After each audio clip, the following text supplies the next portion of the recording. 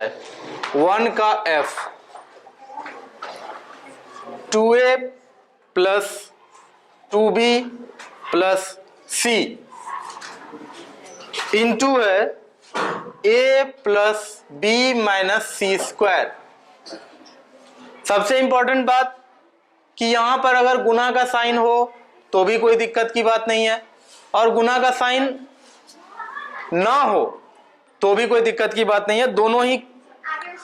दोनों ही सिचुएशन में हम लोग ये मान के चलेंगे कि वहां क्या हो रहा है, गुना हो रहा है। Any problem?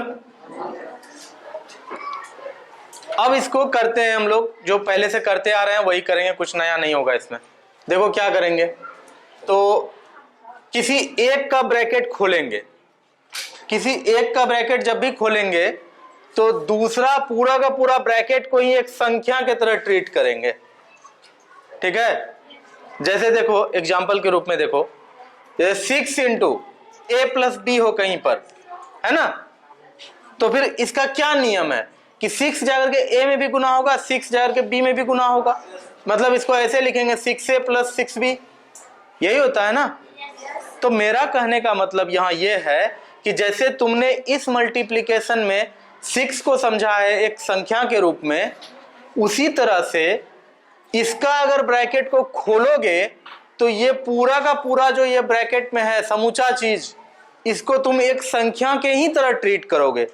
जैसे तुमने 6 को ट्रीट किया, 6 को a से गुना किया, फिर 6 को b से गुना किया, बीच में प्लस दिया क्योंकि यहां बीच में प्लस था, बिल्कुल वैसा ही काम तुम यहां भी करोगे और एक संख्या की तरह ये पूरा का पूरा ब्रैकेट वाला चीज को, ब्रैकेट का पूरा एक्सप्रेशन को एक संख्या की तरह मान के काम करना है। तो देखो क्या होगा यूं कि ये जो है आपका 2a plus 2b plus c, इसको मैंने एक संख्या की तरह मान लिया। इस संख्या में अब सबसे पहले क्या गुना होगा, a, कोई दिक्कत है? फिर इसी पूरे के पूरे एक्सप्रेशन में क्या गुना होगा, b, फिर क्या पड़ेगा बीच में, माइनस, क्योंकि यहां माइनस है, इसका ब्रैकेट खोल रहे हैं तो फिर इसी के अनुसार ना यहां बीच में प्लस या माइनस का साइन आएगा। ठीक है, इसका जो भी साइन है वो तो ब्रैकेट के अंदर है, ब्रैकेट इसका खुला नहीं है, ब्रैकेट के साथ ही ये जा रहा है हर जगह, इसलिए इसके किसी भी सिंबल से हमें कोई दिक्कत की बात है नहीं, ना उसको उतना सोचना है। माइनस डालेंगे, ठीक है, माइनस, अब क्या करेंगे, 2a plus 2b plus c into C square, यही होगा। अब देखो क्या होगा, a जाकर के इसमें गुना होगा, 2 into A square plus a जाकर के यहां गुना होगा 2 इंटू ए बी, फिर प्लस a जाके इसमें गुना होगा a गुना c प्लस, अब देखो 2a, फिर आगे b इसमें गुना होगा, फिर ये b जाकर के प्लस 2b में गुना होगा, क्या हो जाएगा 2b स्क्वायर, प्लस cb या bc जो लिखना है लिखो। अब कहानी में फिर ट्विस्ट है, यहां पर ये माइनस है, कल ही बताए थे कि ब्रैकेट के बाहर प्लस है तो डरने की कोई बात ही नहीं है, जो गुना करना एकदम धड़ल्ले से गुना करते जाओ, साइन चेंज नहीं होता है। लेकिन अगर ब्रैकेट के बाहर माइनस है थोड़ा सा सावधान हो जाओ। अब ब्रैकेट अगर हम लोग खोलेंगे चाहे जिससे भी गुना होगा, लेकिन जैसे ही ये ब्रैकेट खुलेगा जहां जहां भीतर में प्लस है वहां वहां माइनस हो जाएगा, जहां जहां भीतर में माइनस है वहां वहां प्लस हो जाएगा।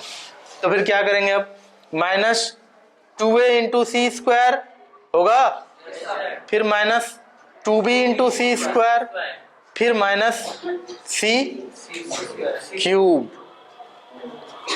सी क्यूब नहीं होगा, सी स्क्वायर क्यों बोल रहे थे। अब देखो, अब आगे का काम तुम्हारा अपना काम है, इसमें क्या करें हम, देखो 2a स्क्वायर एक पद है, इसके जैसा समान पद खोजो, मिलेगा नहीं है तो छोड़ देंगे उसको। 2b स्क्वायर के ऊपर विचार करो, तो 2b स्क्वायर 2ab को देख रहे हैं, 2ab तो 2ab जैसा और पद है। तो फिर आंसर जो हम लोग का आएगा वो कुछ ऐसा आएगा कि 2a² वैसे का वैसे लिखेंगे, 2ab + 2ab मिल गया है दो जगह सेम चीज, और भी कहीं है कुछ नहीं है। तो इसको 4ab लिख दें, लिख देते हैं, प्लस या माइनस तो बाद में तय होगा, अभी मत दो। देखो यहाँ AC है ना, क्या कहीं और है AC? नहीं है तो फिर तब इस AC को वैसे का वैसे लिख दो। फिर प्लस 2ab तो जुड़ चुका है, दोबारा मत लिखना, इस बात का भी ध्यान रखना पड़ता है। जो तुम पहले ही 2ab को ले जाके इसमें जोड़ करके इसके बदले यहाँ 4ab लिख चुके हो, ये 2ab दोनों के बदले आपने 4ab लिख दिया, दोबारा 2ab को लिखना है क्या? नहीं लिखना है, उसको नहीं लिखना है। 2b² है, क्या 2b² जैसा और कुछ है क्या? तो लिखो 2b² डायरेक्ट। फिर है प्लस BC, तो BC जैसा भी कुछ है कहीं, तो लिखो BC। फिर देखो अब तुमको शायद नहीं मिले, -2ac² -2bc² -c³, क्योंकि इन सब के भी जैसा और कहीं कुछ है नहीं। तो फाइनली ये जो आया लंबा सा, यही हम लोग का आंसर है। और अलजेब्रा में ऐसा ही होता है, लंबा लंबा आंसर आता है, कोई बड़ी बात नहीं है, ये नॉर्मल बात है, ठीक है ना।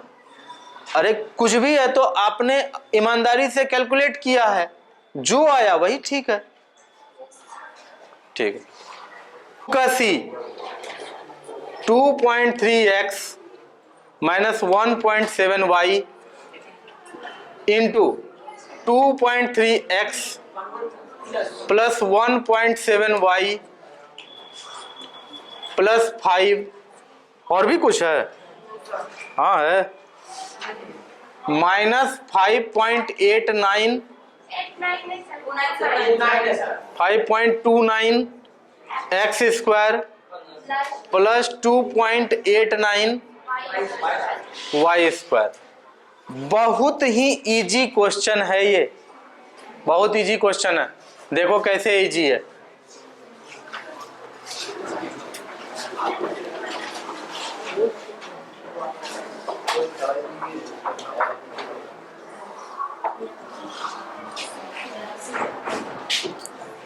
अगर थोड़ा सा अपना दिमाग का घोड़ा दौड़ाओगे तो इस क्वेश्चन को शॉर्ट में भी बना सकते हो, लंबा कैलकुलेशन से बच सकते हो। करना क्या है बता देते हैं। 2.3x -1.7y दिखा, अगले वाला एक्सप्रेशन में 2.3x + 1.7y दिखा, यानी कि a - b पहले है, फिर a + b बाद में है। लेकिन कहानी यही नहीं रुकता है, +5 भी है अलग से, नहीं? तो यहां हम लोग थोड़ा सा कहानी में अब हम लोग अपने तरफ से एक ट्विस्ट डालेंगे। इसको लिखेंगे ऐसे 2.3x -1.7y ब्रैकेट क्लोज। इसको जो है हम लोग ऐसे लिखेंगे, medium bracket on 2.3x + 1.7y, ये वाला ब्रैकेट बंद, फिर +5। अब ये ब्रैकेट क्लोज करेंगे। क्या हम लोग ऐसा कर सकते हैं? अगर किसी को लगता है कि नहीं कर सकते हैं या कंफ्यूजन है तो बोलो, क्योंकि यहां पर कहीं भी माइनस नहीं था। अपने मन से ब्रैकेट लगा भी सकते हो, अपने मन से ब्रैकेट हटा भी सकते हो, कहीं कोई दिक्कत की बात नहीं है। अगर कहीं बीच में माइनस होता तो थोड़ा सा सावधानी रखना पड़ता, लेकिन ब्रैकेट तो हम लोग अपने मन से कहीं भी लगा सकते हैं, कहीं भी हटा सकते हैं, जोड़ घटा में, ठीक है ना। तो हम लोग कुछ नहीं किए हैं, ये ब्रैकेट हटेगा फिर से ये यहीं पहुंचेगा। अगर ब्रैकेट को हटाओगे तो फिर से तुम यहीं पहुंच जाओगे। ऐसा किया क्यों है? ऐसा इसलिए किया कि a - b पहले से था, a + b के रूप में कुछ मिलेगा अभी, इसलिए ऐसा किए हैं। अभी कहानी थोड़ी लंबी है, यही काम यही खत्म नहीं हो जाता है, आगे भी बहुत कुछ करना है।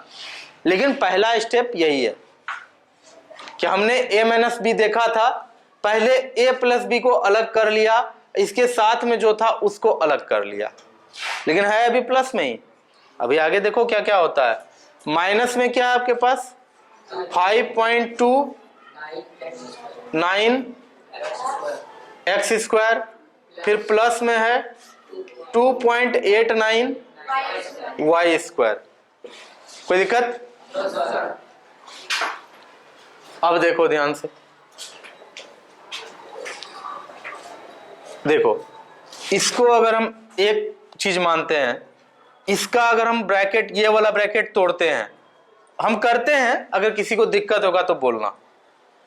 2.3x minus 1.7y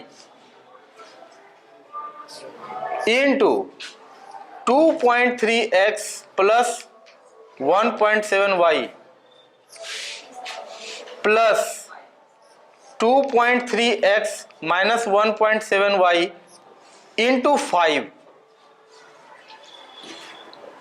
minus 5.29 X square plus 2.89 Y square. देखो किया क्या मैंने यहां, कभी भी ऐसा हो कि 6 इंटू ए प्लस बी, अभी तुरंत आपको क्या बताए, 6 गुना ए करिए प्लस 6 गुना बी करिए। कुल मिला के यहां भी वही बात हुआ है, इसको तुम 6 मान लो, अगर 6 के रूप में इसको देखो, यहां पर है a प्लस बी, ये पूरा a प्लस बी, तो 6 into A plus 6 into B.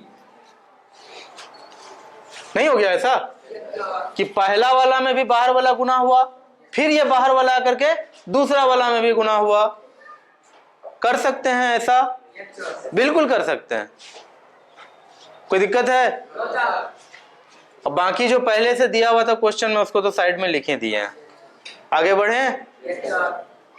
अब देखो, अब तो समझ में आ ही गया होगा कि यहां तक क्यों पहुंचे, ये क्यों लाए हैं, क्योंकि a minus B into A plus B formula होता है, क्या होता है? फॉर्मूला कहीं लिख देते हैं, यहां लिख देते हैं, a minus B into A plus B बराबर फॉर्मूला होता है A square minus B square. ये फॉर्मूला होता है, डाल दो इस फॉर्मूला पर। 2.3x का होल स्क्वायर माइनस 1.7y का होल स्क्वायर, बिकॉज a के जगह पूरा का पूरा 2.3x है। कोई ऐसा गलती मत करना 2.3 इंटू एक्स स्क्वायर, नहीं, 2.3x पे होल पे स्क्वायर चढ़ेगा, क्योंकि a के जगह यहां पूरा का पूरा चीज है, b के जगह यहां पूरा 1.7y है, इसलिए पूरा पे स्क्वायर चढ़ेगा। ओके है? बाकी जो अपना काम है वो तो करते रहो। यहां क्या हो जाएगा, 5 इंटू 2.3 में 5 गुना होगा, 5 into 2.3 X minus 5 into 1.7 Y. कोई दिक्कत? माइनस में जो चीज पहले से था लिखो, 5.29 X square plus 2.89 Y square हो जाएगा। आगे बढ़े। अब 2.3 का स्क्वायर कितना होता है, जल्दी से बता दो। 5.29 होता है। 2.3 का स्क्वायर कितना होता है? 5.29। और x का स्क्वायर कितना होता है? x का स्क्वायर लिखेंगे, है ना? ऐसा थोड़े ना है कि x का स्क्वायर z होता है, ऐसा कुछ नहीं है। वेरिएबल में जब भी कोई पावर चढ़ता है तो वो पावर हमेशा उसके साथ कैरी होता है। संख्या में 4 के पावर 2 है तो आप उसके बदले 16 लिख सकते हैं, लेकिन कहीं x के पावर 2 है तो आपको हमेशा उसको x के पावर 2 यानी x स्क्वायर ही लिखना पड़ेगा। तो यहाँ 2.3x पे पावर 2 था, तो पावर 2 2.3 पे भी चढ़ेगा और x पर भी चढ़ेगा, इसलिए ऐसा लिखा गया। उसी तरह से 1.7 का स्क्वायर कितना होता है? 2.89 होता है y स्क्वायर, है ना? प्लस 5 इंटू 2.3 कितना हो जाएगा?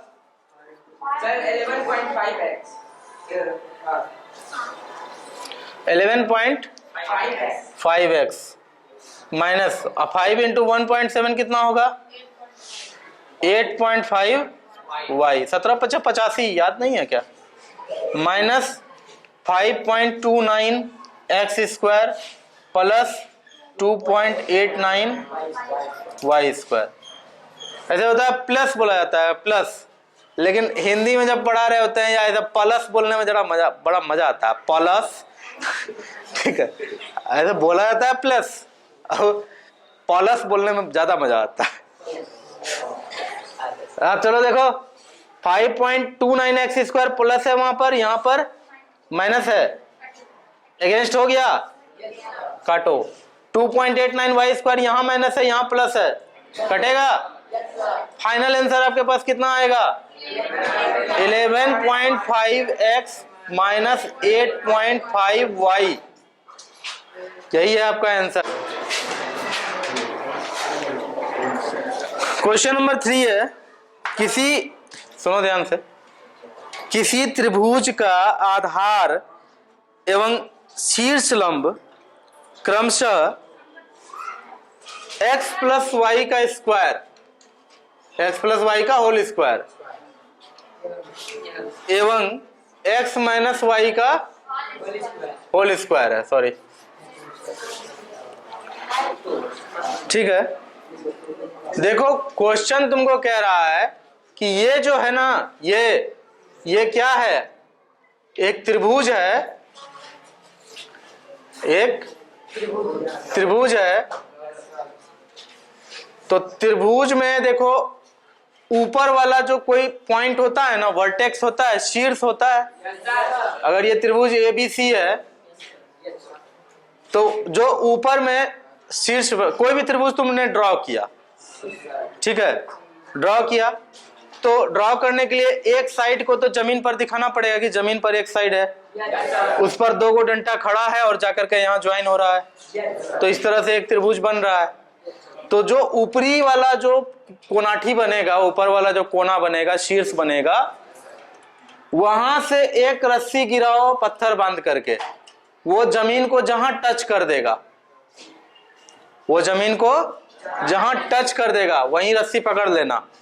ये जो एकदम टाइट रस्सी जमीन से उस शीर्ष तक तना हुआ है, पक्का है कि यहाँ 90 डिग्री का कोण बनेगा, है ना। तो इसी को कहा जाता है शीर्ष लंब। ये क्लास 7 में पढ़ा चुके हैं, लेकिन हमको पता है कि आप लोग भूलने में बहुत महारथी हैं, इसलिए मैंने यहां याद दिलाया कि शीर्ष से आधार पर डाला गया लंब को शीर्ष लंब कहते हैं। शीर्ष से आधार पर डाला गया, आधार इसको कहा जाता है, ये जो पूरा साइड है इसको कहा जाता है आधार, ठीक है, बेस,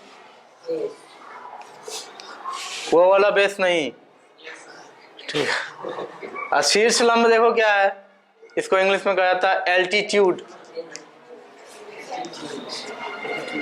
परपेंडिकुलर भी बोलता है बहुत कोई। तो ये आधार है, BC क्या है, आधार है, BC क्या है, आधार है। और अगर यहाँ पॉइंट D है तो ये क्या है, शीर्षलंब क्या है, AD।